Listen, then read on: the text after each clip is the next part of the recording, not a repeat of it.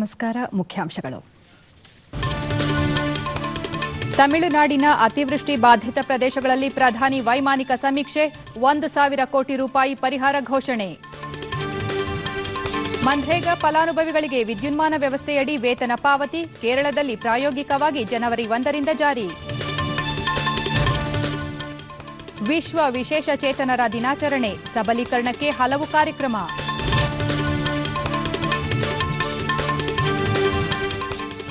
Cricket. Delhi test ಪಂದ್ಯದಲ್ಲಿ ದಕ್ಷಿಣ Africa ವಿರುದ್ಧ ಉತ್ತಮ ಆರಂಭ ಪಡೆಯಲು ಭಾರತ ವಿಫಲ. ವಾರ್ತೆಗಳ ವಿವರ. ಶತಮಾನದ ದಾಖಲೆ ಮಳೆಯಿಂದ ಬಾಧಿತವಾಗಿರುವ ತಮಿಳುನಾಡಿನ ಚೆನ್ನೈ ಹಾಗೂ ಇತರ ಜಲಾವೃತ ಪ್ರದೇಶಗಳಲ್ಲಿ ಪ್ರಧಾನಿ ನರೇಂದ್ರ ಮೋದಿ ಇಂದು ವೈಮಾನಿಕ ಸಮೀಕ್ಷೆ ನಡೆಸಿದರು. ಚೆನ್ನೈಗೆ ವಿಶೇಷ ವಿಮಾನದಲ್ಲಿ ಆಗಮಿಸಿದ ಪ್ರಧಾನಿ ನರೇಂದ್ರ ಮೋದಿ ಅವರನ್ನು ರಾಜ್ಯಪಾಲ ಕೆ ರೋಸಯ್ಯ ಹಾಗೂ ಮುಖ್ಯಮಂತ್ರಿ ಜಯಲಲಿತಾ ಬರಮಾಡಿಕೊಂಡರು. And it looks like coming out of in several areas as lines were cut off due to the waterlogging. The weather office in Chennai has predicted more rains in Tamil Nadu over the next 24 hours in and around Chennai. Let's go back to Aisha Khanam and accompanied by senior by flood, and then he is likely to get. ಪ್ರಧಾನಮಂತ್ರಿ ನರೇಂದ್ರ ಮೋದಿ ತಮಿಳುನಾಡು ಭಾರಿ ಬಾರಿಶ್. ರಾಜ್ಯಪಾಲರು, ಮುಖ್ಯಮಂತ್ರಿ ಹಾಗೂ ಹಿರಿಯ ಅಧಿಕಾರಿಗಳು ರಾಜ್ಯದಲ್ಲಿ ಅತಿವೃಷ್ಟಿಯಿಂದಾಗಿರುವ ಹಾನಿ ಹಾಗೂ ಜನರ ಸಂಕಷ್ಟ ಕುರಿತು ಪ್ರಧಾನಿಯವರಿಗೆ ಮನವರಿಕೆ ಮಾಡಿಕೊಟ್ಟರು. सरकारी एजेंसियों द्वारा बड़े पैमाने पर चलाए जा रहे राहत और बचाव कार्यों का जायजा लिया. इस बीच उन्होंने तमिलनाडु के राज्यपाल और मुख्यमंत्री जयललिता से भी मुलाकात की. Go and give you these visuals which have come in from Chennai. This is the meeting. ನಂತರ ಪ್ರಧಾನಿ ಮಳೆಯಿಂದ ತೀವ್ರ ಬಾಧೆಗೊಳಗಾಗಿರುವ ಚೆನ್ನೈ, ಕಾಂಚೀಪುರಂ ಹಾಗೂ ತಿರುವಳ್ಳೂರು ಜಿಲ್ಲೆಗಳ ಜಲಾವೃತ ಪ್ರದೇಶಗಳ ವೈಮಾನಿಕ ಸಮೀಕ್ಷೆ ನಡೆಸಿದರು. ಇದೇ ಸಂದರ್ಭದಲ್ಲಿ ಪ್ರಧಾನಿ ಅತಿವೃಷ್ಟಿ ಬಾಧಿತ ತಮಿಳುನಾಡಿಗೆ ಕೇಂದ್ರದ 1,000 ಕೋಟಿ ರೂಪಾಯಿ ವಿಶೇಷ ಪರಿಹಾರ ಘೋಷಿಸಿದರು. ಈಗಾಗಲೇ ಕೇಂದ್ರ ನೀಡಿರುವ 940 ಕೋಟಿ ರೂಪಾಯಿ ನೆರವಿನ ಜೊತೆಗೆ ಹೆಚ್ಚುವರಿಯಾಗಿ ಈ ಪರಿಹಾರವನ್ನು ಪ್ರಧಾನಿ ಪ್ರಕಟಿಸಿದ್ದಾರೆ.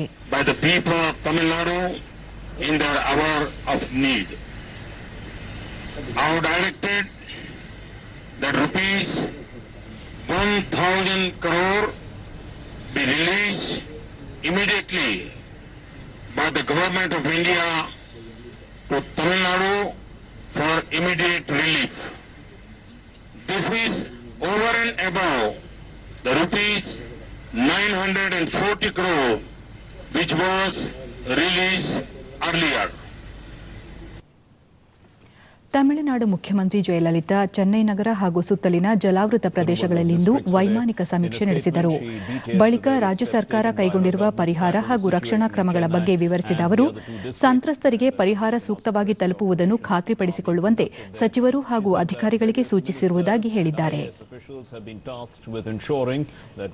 ಜಲಾವೃತ ಪ್ರದೇಶಗಳಲ್ಲಿ ಸಿಲುಕಿರುವ ಸಂತ್ರಸ್ತರಿಗೆ ಆಹಾರ ಪೊಟ್ಟಣ ಇತ್ಯಾದಿ ಪರಿಹಾರ ಸಾಮಗ್ರಿಗಳನ್ನು ಹೆಲಿಕಾಪ್ಟರ್ ಮೂಲಕ ಒದಗಿಸಲು ನೌಕಾಪಡೆಯ ವಿಮಾನವಾಹಕ ಐರಾವತ ನೌಕೆ ಹಾಗೂ ಟ್ಯಾಂಕರ್ಗಳನ್ನು ನಿಯೋಜಿಸಿರುವುದಾಗಿ ವಾಯುಪಡೆಯ ವರಿಷ್ಠ ಅಡ್ಮಿರಲ್ ಆರ್.ಕೆ. ಧೋವನ್ ತಿಳಿಸಿದ್ದಾರೆ.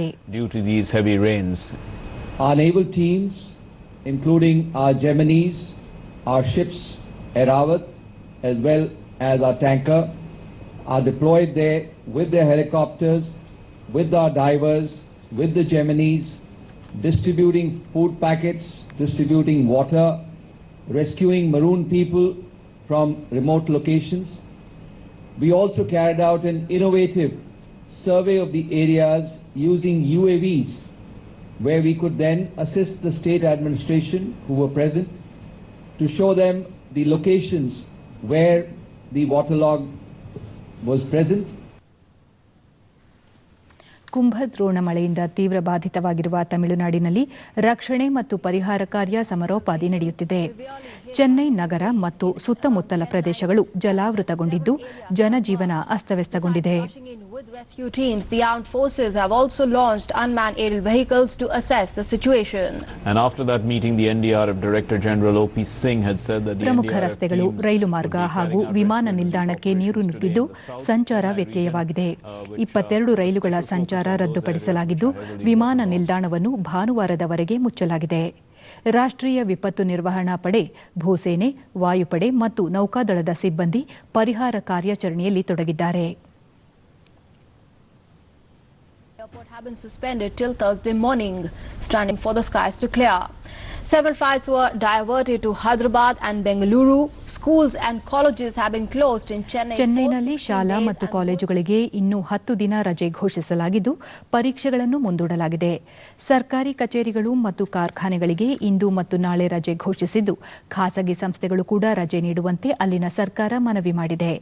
ಹಲವು ಆಸ್ಪತ್ರೆಗಳು ಜಲಾವೃತವಾಗಿದ್ದು ರಕ್ಷಣಾ ಕಾರ್ಯ ಪ್ರಗತಿಯಲ್ಲಿದೆ.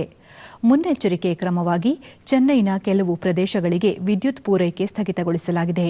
ಈ ಮಧ್ಯೆ ರಾಜ್ಯದಲ್ಲಿ ಮಳೆ ಇನ್ನೂ 4 ದಿನ ಮುಂದುವರಿಯುವ ಬಗ್ಗೆ ಹವಾಮಾನ ಇಲಾಖೆ ಮುನ್ಸೂಚನೆ ನೀಡಿದೆ. ಆಂಧ್ರಪ್ರದೇಶದ ದಕ್ಷಿಣ ಭಾಗ, ಪುದುಚೇರಿ ಮತ್ತು ಕೇರಳದ ಕೆಲವು ಭಾಗಗಳಲ್ಲೂ ಮಳೆಯಾಗುವ ನಿರೀಕ್ಷೆಯಿದೆ ಎಂದು ಹವಾಮಾನ ವರದಿ ತಿಳಿಸಿದೆ. ಈ ನಡುವೆ ಚೆನ್ನೈ ವಿಮಾನ ನಿಲ್ದಾಣಕ್ಕೆ ಪರ್ಯಾಯವಾಗಿ ಅರಕೋಣಂನಲ್ಲಿರುವ ನೌಕಾಪಡೆಯ ಐಎನ್ಎಸ್ ರಜಾಲಿ ವಿಮಾನ ನೆಲೆಯನ್ನು ನಾಗರಿಕ ವಿಮಾನಯಾನ ಬಳಕೆಗೆ ಅವಕಾಶ ನೀಡಲು ರಕ್ಷಣಾ ಇಲಾಖೆ ಮುಂದಾಗಿದೆ.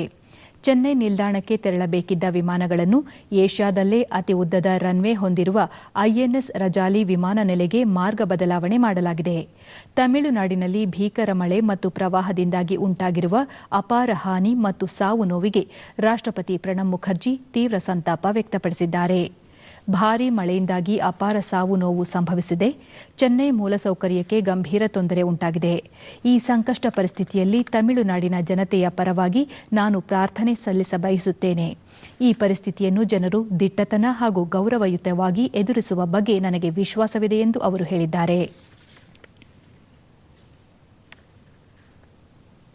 ಮನ್ರೇಗಾ ಯೋಜನೆಯಡಿ ಫಲಾನುಭವಿಗಳಿಗೆ ವೇತನವನ್ನು ವಿದ್ಯುನ್ಮಾನ ವ್ಯವಸ್ಥೆಯಡಿ ಪಾವತಿಸುವ ವ್ಯವಸ್ಥೆಯನ್ನು ಬರುವ ವರ್ಷ ಜನವರಿ 1ರಿಂದ ಕೇರಳದಲ್ಲಿ ಅನುಷ್ಠಾನಕ್ಕೆ ತರಲಾಗುವುದು. ಈ ಯೋಜನೆ ಅಲ್ಲಿ ಯಶಸ್ವಿಯಾದರೆ ಇತರ ರಾಜ್ಯಗಳಿಗೂ ಅದನ್ನು ವಿಸ್ತರಿಸಲಾಗುವುದು ಎಂದು ಕೇಂದ್ರ ಗ್ರಾಮೀಣಾಭಿವೃದ್ಧಿ ಸಚಿವ ಚೌಧರಿ ಬೀರೇಂದ್ರ ಸಿಂಗ್ ಲೋಕಸಭೆಯಲ್ಲಿಂದು ಪ್ರಕಟಿಸಿದ್ದಾರೆ.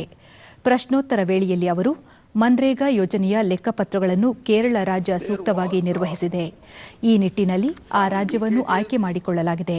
ಯೋಜನೆಯಡಿ 90% ಹಣವನ್ನು ರಾಜ್ಯಗಳಿಗೆ ಈಗಾಗಲೇ ಬಿಡುಗಡೆ ಮಾಡಲಾಗಿದೆ. ಆದರೆ ಕೆಲವು ರಾಜ್ಯಗಳು ಖರ್ಚು ವೆಚ್ಚದ ವಿವರ ಸಲ್ಲಿಸದ ಕಾರಣ ಹಣ ಬಿಡುಗಡೆಯಾಗಿಲ್ಲ.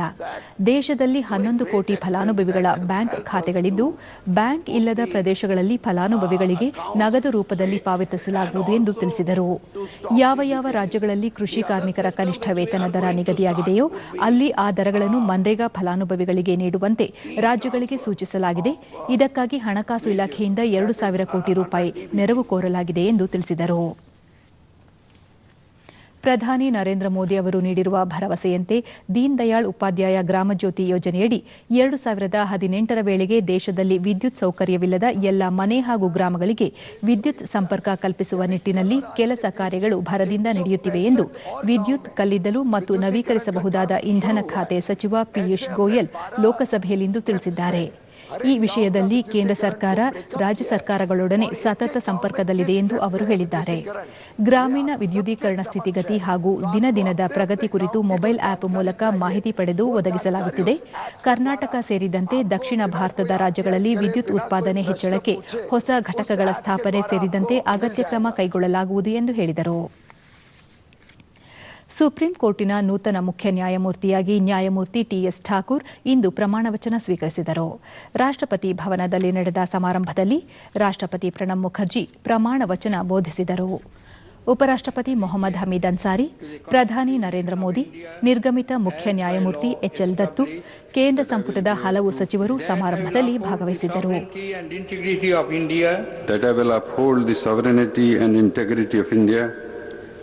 That I will duly and faithfully and to the best of my ability.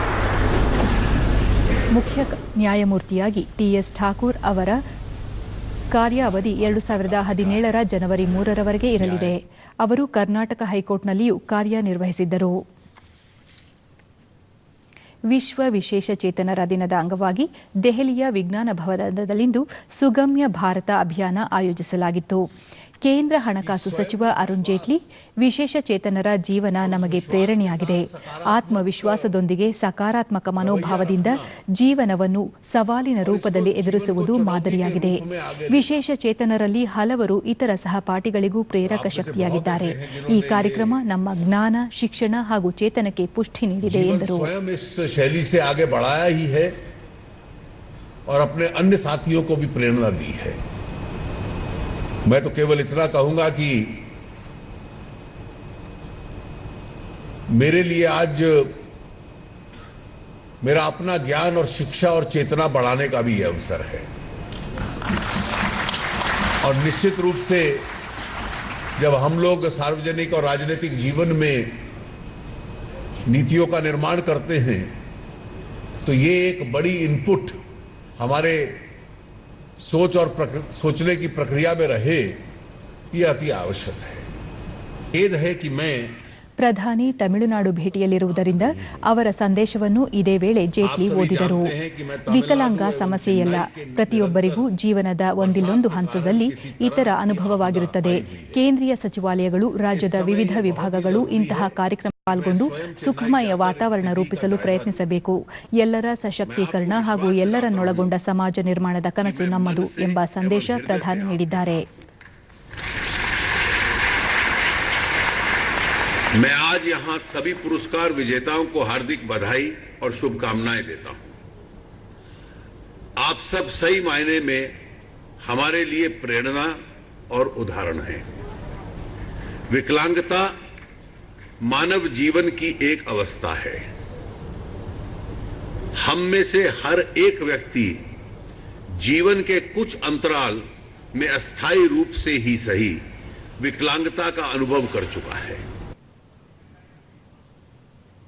ಬೆಂಗಳೂರಿನಲ್ಲಿಂದು ವಿಶೇಷ ಚೇತನರ ಹಾಗೂ ಹಿರಿಯ ನಾಗರಿಕರ ಸಬಲೀಕರಣ ಇಲಾಖೆ ಏರ್ಪಡಿಸಿದ್ದ ವಿಶ್ವ ವಿಶೇಷ ಚೇತನರ ದಿನಾಚರಣೆಯನ್ನು ಮಹಿಳಾ ಮತ್ತು ಮಕ್ಕಳ ಅಭಿವೃದ್ಧಿ ಸಚಿವೆ ಉಮಾಶ್ರೀ ಉದ್ಘಾಟಿಸಿ ವಿಶೇಷ ಚೇತನರ ಯಶಸ್ವಿ ಜೀವನ ಪಥ ಎಂಬ ಕಿರುಚಿತ್ರ ಹಾಗೂ ಅಂಧರಿಗಾಗಿ ಹೊರತಂದ ಬ್ರೈಲ್ ಲಿಪಿ ಕ್ಯಾಲೆಂಡರ್ ಬಿಡುಗಡೆ ಮಾಡಿದರು. ಇದೇ ವೇಳೆ ವಿಶೇಷ ಚೇತನ ಕ್ಷೇತ್ರದಲ್ಲಿ ಗಣನೀಯ ಸೇವೆ ಸಲ್ಲಿಸಿದ ಸ್ವಯಂ ಸೇವಾ ಸಂಸ್ಥೆಗಳು, ವಿಶೇಷ ಶಿಕ್ಷಕರು ಹಾಗೂ ವ್ಯಕ್ತಿಗಳಿಗೆ ಸಚಿವರು ರಾಜ್ಯ ಪ್ರಶಸ್ತಿ ನೀಡಿ ಗೌರವಿಸಿದರು. ಮೇಯರ್ ಮಂಜುನಾಥ ರೆಡ್ಡಿ, ಮುಖ್ಯಮಂತ್ರಿಯವರ ಸಂಸದೀಯ ಕಾರ್ಯದರ್ಶಿ ಶಕುಂತಲಾ ಶೆಟ್ಟಿ, ವಿಶೇಷ ಚೇತನ ಅಧಿನಿಯಮಗಳ ಆಯುಕ್ತ ಕೆ ರಾಜನ್ ಮತ್ತಿತರರು ಹಾಜರಿದ್ದರು. ಬಳಿಕ ಉಮಾಶ್ರೀ, ವಿಶೇಷ ಚೇತನರನ್ನು ಮುಖ್ಯವಾಹಿನಿಗೆ ತರುವುದು ಸಮಾಜ ಮತ್ತು ಸರ್ಕಾರದ ಜವಾಬ್ದಾರಿ. ಈ ನಿಟ್ಟಿನಲ್ಲಿ ರಾಜ್ಯ ಸರ್ಕಾರ ವಿಶೇಷ ಚೇತನರ ಸಬಲೀಕರಣ ಇಲಾಖೆಗೆ ಅತಿ ಹೆಚ್ಚು ಅನುದಾನ ಹಾಗೂ ಅತಿ ಹೆಚ್ಚು ಯೋಜನೆಗಳನ್ನು ಕೊಟ್ಟಿದೆ. ಇಲಾಖೆ ಕೂಡ ವಿಶೇಷ ಚೇತನರ ಪರವಾಗಿ ಕೆಲಸ ಮಾಡುತ್ತಿದೆ. ಅವರ ಎಲ್ಲಾ ಸಮಸ್ಯೆಗಳನ್ನು ಹಂತ ಹಂತವಾಗಿ ಪರಿಹರಿಸಲಾಗುವುದು ಎಂದು ತಿಳಿಸಿದರು. ಕೆಪಿಟಿಸಿಎಲ್ನಲ್ಲಿ ನೇಮಕಾತಿ ಸಂದರ್ಭದಲ್ಲಿ ವಿಶೇಷ ಚೇತನರನ್ನು ಗಣನೆಗೆ ತೆಗೆದುಕೊಳ್ಳಬೇಕೆಂಬ ಬೇಡಿಕೆಯನ್ನು ಸಂಬಂಧಪಟ್ಟ ಇಲಾಖೆಯ ಸಚಿವರ ಗಮನಕ್ಕೆ ತರಲಾಗುವುದು ಎಂದು ಭರವಸೆ ನೀಡಿದರು. ಅತ್ಯಂತ ಹೆಚ್ಚಿನ ಗೌರವವನ್ನ, ಪ್ರೀತಿಯನ್ನ, ಅವಕಾಶಗಳನ್ನ, ಸಮಾನತೆಯನ್ನ ಕೊಡ್ತಕ್ಕಂಥದ್ದು ಮತ್ತು ಅವರನ್ನು ಮುಖ್ಯವಾಹಿನಿಯಲ್ಲಿ ಮುಖ್ಯಸ್ಥರಾಗಿ ರೂಪಿಸ್ತಕ್ಕಂಥದ್ದು ಕೂಡ ಸಮುದಾಯದ ಸರ್ಕಾರದ ಬಹಳ ದೊಡ್ಡ ಜವಾಬ್ದಾರಿ ಅಂತ. ಕ್ರಿಕೆಟ್. ದೆಹಲಿಯ ಫಿರೋಜ್ ಶಾ ಕೋಟ್ಲಾ ಮೈದಾನದಲ್ಲಿ ಇಂದು ಆರಂಭವಾದ ದಕ್ಷಿಣ ಆಫ್ರಿಕಾ ವಿರುದ್ಧದ 4ನೇ ಹಾಗೂ ಅಂತಿಮ ಟೆಸ್ಟ್ ಕ್ರಿಕೆಟ್ ಪಂದ್ಯದಲ್ಲಿ ಭಾರತ ಉತ್ತಮ ಆರಂಭ ಪಡೆಯಲು ವಿಫಲವಾಗಿದೆ. ಟಾಸ್ ಗೆದ್ದು ಬ್ಯಾಟಿಂಗ್ ಆರಂಭಿಸಿರುವ ಭಾರತ ಮೊದಲ ದಿನದಾಟ ಮಂದ ಬೆಳಕಿನ ಕಾರಣ ಬೇಗನೆ ನಿಂತಾಗ ಮೊದಲ ಇನ್ನಿಂಗ್ಸ್ನಲ್ಲಿ 7 ವಿಕೆಟ್ ನಷ್ಟಕ್ಕೆ 231 ರನ್ ಗಳಿಸಿತ್ತು. ಮಧ್ಯಮ ಕ್ರಮಾಂಕದ ಆಟಗಾರ ಅಜಿಂಕ್ಯ ರಹಾನೆ ಅಜೇಯ 89 ರನ್ ಗಳಿಸಿ ತಂಡದ ಚೇತರಿಕೆಗೆ ನೆರವಾಗಿದ್ದರು. ಆರ್ ಅಶ್ವಿನ್ 6 ರನ್ ಗಳಿಸಿ ಕ್ರೀಸ್ನಲ್ಲಿದ್ದರು. ಭಾರತದ ಇತರ ಬ್ಯಾಟ್ಸ್ಮನ್ ಮುರಳಿ ವಿಜಯ್ 12, ಶಿಖರ್ ಧವನ್ 33, ಚೇತೇಶ್ವರ್ ಪೂಜಾರ್ 14, ನಾಯಕ ವಿರಾಟ್ ಕೊಹ್ಲಿ 44, ರೋಹಿತ್ ಶರ್ಮಾ 1, ವೃದ್ಧಿಮಾನ್ ಸಹ 1 ಮತ್ತು ರವೀಂದ್ರ ಜಡೇಜಾ 24 ರನ್ ಗಳಿಸಿ ಔಟಾದರು. ದಕ್ಷಿಣ ಆಫ್ರಿಕಾ ಬೌಲರ್ಗಳ ಪರ ಡ್ಯಾನ್ ಪೀಡಟ್ 4, ಕೈಲ್ ಅಬಾಟ್ 3 ವಿಕೆಟ್ ಪಡೆದರು. ಇನ್ನು ಹವಾವರ್ತಮಾನ. ರಾಜ್ಯದ ದಕ್ಷಿಣ ಒಳನಾಡಿನ ಕೆಲವು ಹಾಗೂ ಕರಾವಳಿ ಮತ್ತು ಉತ್ತರ ಒಳನಾಡಿನ ಅಲ್ಲಲ್ಲಿ ಮಳೆಯಾಗಿದೆ. ಮೈಸೂರು ಜಿಲ್ಲೆ ಟಿ ನರಸೀಪುರದಲ್ಲಿ ಗರಿಷ್ಠ 4 ಸೆಂಟಿಮೀಟರ್ ಮಳೆಯಾಗಿದೆ. ಉಳಿದಂತೆ ಶೃಂಗೇರಿ 2, ಪುತ್ತೂರು, ಕಾರ್ಕಳ, ಆಳಂದ, ಸಿಂಧನೂರು, ಜಯಪುರ, ಅಜ್ಜಂಪುರ ಮತ್ತು ಚಿಕ್ಕಮಗಳೂರಿನಲ್ಲಿ 1 ಸೆಂಟಿಮೀಟರ್ ಮಳೆಯಾಗಿದೆ. ವಿಜಯಪುರದಲ್ಲಿ ಕನಿಷ್ಠ 17.2 ಡಿಗ್ರಿ ಸೆಲ್ಸಿಯಸ್ ತಾಪಮಾನ ದಾಖಲಾಗಿದೆ. ಮುನ್ಸೂಚನೆಯಂತೆ ಮುಂದಿನ 3 ದಿನಗಳ ಕಾಲ ದಕ್ಷಿಣ ಒಳನಾಡಿನ ಹಲವೆಡೆ ಮತ್ತು ಕರಾವಳಿಯ ಅಲ್ಲಲ್ಲಿ ಗುಡುಗು ಸಹಿತ ಮಳೆಯಾಗುವ ಸಾಧ್ಯತೆ ಇದ್ದು, ಉತ್ತರ ಒಳನಾಡಿನಲ್ಲಿ ಒಣಹವೆ ಇರಲಿದೆ. ಬೆಂಗಳೂರು ಹಾಗೂ ಸುತ್ತಮುತ್ತ ಸಾಮಾನ್ಯ ಮೋಡ ಕವಿದ ವಾತಾವರಣ ಇರಲಿದ್ದು, ಕೆಲವೆಡೆ ಮಳೆಯಾಗುವ ಸಾಧ್ಯತೆ ಇದೆ. ಗರಿಷ್ಠ 24 ಮತ್ತು ಕನಿಷ್ಠ 19 ಡಿಗ್ರಿ ಸೆಲ್ಸಿಯಸ್ ತಾಪಮಾನ ಇರುವ ನಿರೀಕ್ಷೆ. ಕೊನೆಯಲ್ಲಿ ಮತ್ತೊಮ್ಮೆ ಮುಖ್ಯಾಂಶಗಳು. ತಮಿಳುನಾಡಿನ ಅತಿವೃಷ್ಟಿ ಬಾಧಿತ ಪ್ರದೇಶಗಳಲ್ಲಿ ಪ್ರಧಾನಿ ವೈಮಾನಿಕ ಸಮೀಕ್ಷೆ, 1,000 ಕೋಟಿ ರೂಪಾಯಿ ಪರಿಹಾರ ಘೋಷಣೆ. ಮನ್ರೇಗಾ ಫಲಾನುಭವಿಗಳಿಗೆ ವಿದ್ಯುನ್ಮಾನ ವ್ಯವಸ್ಥೆಯಡಿ ವೇತನ ಪಾವತಿ, ಕೇರಳದಲ್ಲಿ ಪ್ರಾಯೋಗಿಕವಾಗಿ ಜನವರಿ 1ರಿಂದ ಜಾರಿ. ವಿಶ್ವ ವಿಶೇಷ ಚೇತನರ ದಿನಾಚರಣೆ, ಸಬಲೀಕರಣಕ್ಕೆ ಹಲವು ಕಾರ್ಯಕ್ರಮ. ಕ್ರಿಕೆಟ್, ದೆಹಲಿ ಟೆಸ್ಟ್ ಪಂದ್ಯದಲ್ಲಿ ದಕ್ಷಿಣ ಆಫ್ರಿಕಾ ವಿರುದ್ಧ ಉತ್ತಮ ಆರಂಭ ಪಡೆಯಲು ಭಾರತ ವಿಫಲ. ನಮ್ಮ ಮುಂದಿನ ವಾರ್ತಾ ಪ್ರಸಾರ ರಾತ್ರಿ 9 ಗಂಟೆಗೆ ಚಂದನದಲ್ಲಿ. ನಮಸ್ಕಾರ.